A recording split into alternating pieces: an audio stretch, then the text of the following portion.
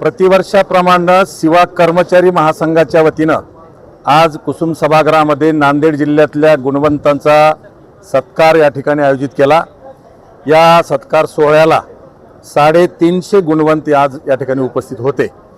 गेली 29 वर्षापासून सेवा कर्मचारी महासंघाच्या वतीनं ही परंपरा गुणवंत विद्यार्थ्याच्या सत्काराची चालू आहे आणि त्याचा यावर्षीचा भाग म्हणून सन्माननीय विशेष पोलीस महानिरीक्षक शहाजी उमाप साहेब उद्घाटक म्हणून उपस्थित होते आणि इतर मान्यवरी या व्यासपीठावर होते। विशेष सत्कार म्हणून डॉक्टर गोविंदराव नांदेडे यांचाही सत्कार करण्यात आला आणि UPSC मध्ये देशात 283वा क्रमांक घेऊन जो क्वालिफाय झालेला आपल्या जिल्ह्यातला भूमिपुत्र असलेला ऋषिकेश रामकिशन पालिमकर यांचाही सत्कार करण्यात आला। आणि या निमित्तानं मी माझ्या वतीनं सेवा संघटनेच्या राष्ट्रीय शाखेच्या वतीनं सर्व गुणवंत विद्यार्थ्यांचं अभिनंदन करतो, त्यांच्या भावी कार्याला हार्दिक हार्दिक शुभेच्छा देतो आणि आपल्या माध्यमातून अशाच प्रकारची गुणवत्तेची परंपरा